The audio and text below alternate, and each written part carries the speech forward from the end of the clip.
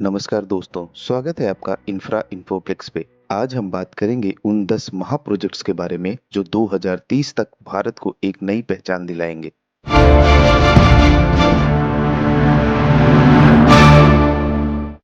तो सबसे पहले बात करते हैं इंडिया में स्टार्ट होने वाले बुलेट ट्रेन प्रोजेक्ट्स की।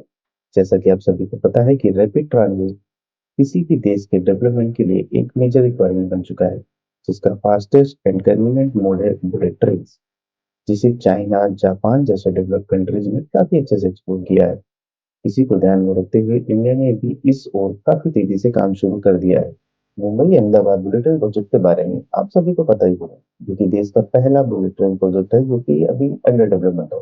2021 में स्टार्ट हुए इस प्रोजेक्ट का पहला फेज 2026 तक कंप्लीट कर लिया जाएगा। इस प्रोजेक्ट की कुल लागत लगभग 1 लाख करोड़ रुपए है, जो कि इसके प्लानिंग के फेज में डिलीज को देखते हुए इसकी कॉस्ट का कुछ 25 से 28% तक बढ़ने की उम्मीद है।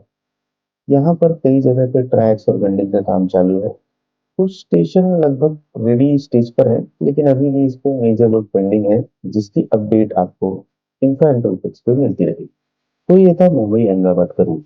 अब हम जानेंगे कुछ और अपकमिंग रूट्स के बारे में, जिसमें शामिल है Delhi Varanasi high speed rail project, जो कि दिल्ली से लेकर वाराणसी तक है, जिसको आगे चल के वाया पटना कोलकाता तक भी एक्सपेंड किया जाएगा। इसके बारे में हम आगे डिटेल में बात करेंगे। इसके अलावा अनाउंस बुलेट ट्रेन प्रोजेक्ट्स में शामिल है दिल्ली अहमदाबाद, जो कि दिल्ली से मुंबई को भी बुलेट ट्रेन से कनेक्ट करेगा। दिल्ली अमृतसर, मुंबई नागपुर, मुंबई हैदराबाद वाया पूना, और चेन्नई मैसूरू वाया बेंगलुरु। तो वापस आते हैं Delhi Varanasi high speed rail project पे। ये एक 865 किलोमीटर की propose high speed rail line है, जो कि दिल्ली को उत्तर प्रदेश के वाराणसी से जोड़ेगी, जिसमें कुल 12 स्टेशन होंगे और इसकी एस्टिमेट कॉस्ट लगभग 1.21 लाख करोड़ रुपीस के आसपास होगी। इस प्रोजेक्ट में 135 किलोमीटर की लखनऊ अयोध्या स्क्वायर लाइन भी शामिल है। इस प्रोजेक्ट के कंप्लीट होने के बाद दिल्ली से लखनऊ की दूरी को केवल 1 घंटे 38 मिनट में पूरा किया जा सकेगा, जबकि दिल्ली से वाराणसी की दूरी को तय करने में 2 घंटे 37 मिनट का समय लगेगा। इंडस्ट्रियल कॉरिडोर प्रोजेक्ट, ये भारत का सबसे महत्वाकांक्षी प्रोजेक्ट है इंडस्ट्रियल डेवलपमेंट के नजरिए से।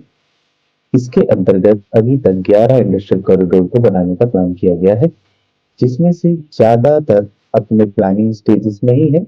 आइए जानते हैं कि ये कौन कौन से इंडस्ट्रियल कॉरिडोर हैं और इनका क्या स्टेटस है। इसमें सबसे पहला, सबसे विशाल और मेजर इंडस्ट्रियल कॉरिडोर है दिल्ली मुंबई इंडस्ट्रियल कॉरिडोर, या DMIC।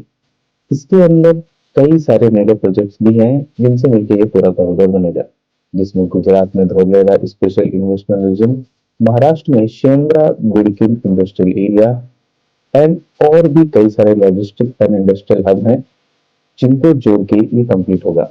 WFC इसका ट्रांसपोर्टेशन बैकबोन होगा। और आपको इसके बारे में पूरी डिटेल चाहिए तो प्लीज कमेंट कीजिए, मैं इसके बारे में एक और डिटेल वीडियो लेके आ जाऊंगा।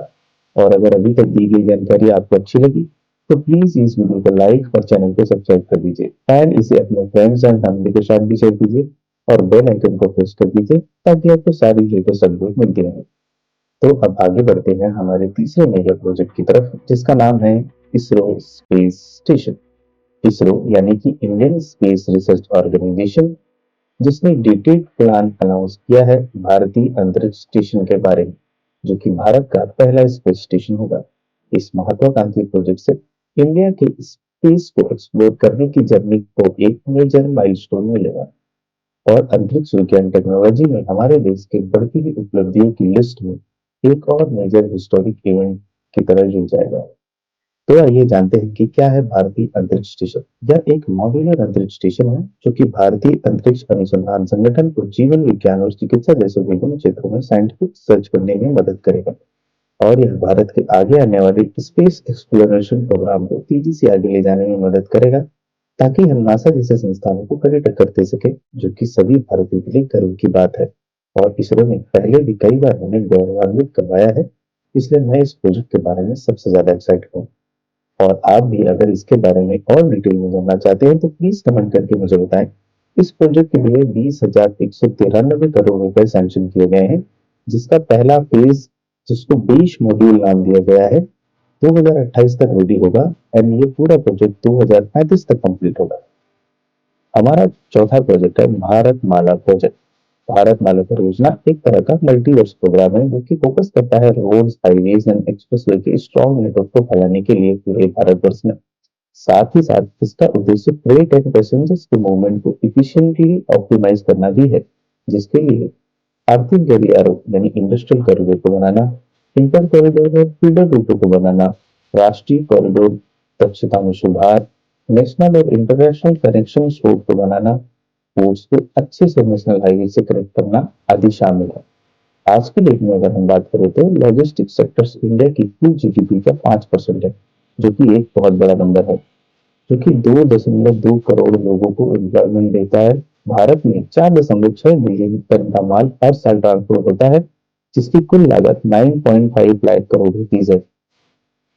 इसके साथ इस प्रोजेक्ट का एम है भारत की हाईवेज की संख्या को बढ़ाना, जिसमें 44 नए इकोनॉमिक कॉरिडोर्स को विकसित करना और उसके साथ लगभग 50 नए लॉजिस्टिक्स पार्क को डेवलप करना भी है।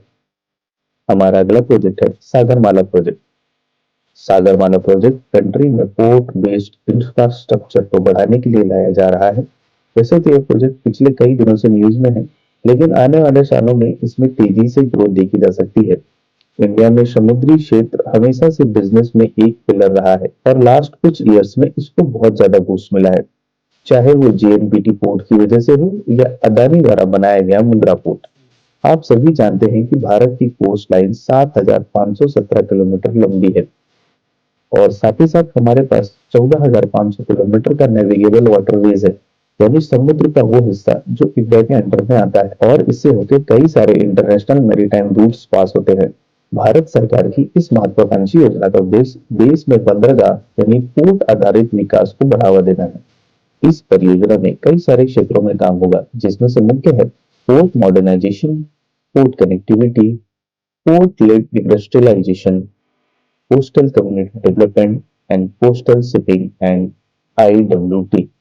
इस परियोजना के अंतर्गत इंग्लैंड वाटरवेज के 38 प्रोजेक्ट्स हैं, जिनकी इन्वेस्टमेंट वैल्यू 4,899 करोड़ रुपए है, जिसमें से 6 प्रोजेक्ट्स जिनमें NW9 in Kerala and terminal in Pandu and Dhubri has been completed और 18 प्रोजेक्ट्स अभी अंडर इम्प्लीमेंटेशन है, जिसमें काम चल रहा है, जिसमें मुख्य है NW1 जो कि जल विकास मार्ग है, जो कि उत्तर प्रदेश के इलाहाबाद को हल्दिया से जोड़ेगा। इसी तरह है NW2 एंड NW16 जो कि इंडिया बांग्लादेश प्रोटोकॉल रूट को जोड़ता है। ये सारे projects inland waterways authority of India के द्वारा किए जाएंगे। इसके अंतर्गत कुल 839 प्रोजेक्ट्स हैं, जिनका कॉस्ट 5.8 लाख करोड़ रुपए है, जो कि एक बहुत बड़ा इन्वेस्टमेंट है, जिसमें से 1.4 लाख करोड़ के 262 प्रोजेक्ट्स को कंप्लीट कर लिया गया है और बाकी प्रोजेक्ट्स अंडर डेवलपमेंट है अलग अलग स्टेजेस में। इन सारे प्रोजेक्ट्स को 2035 तक पूरी तरह से कंप्लीट कर लिया जाएगा।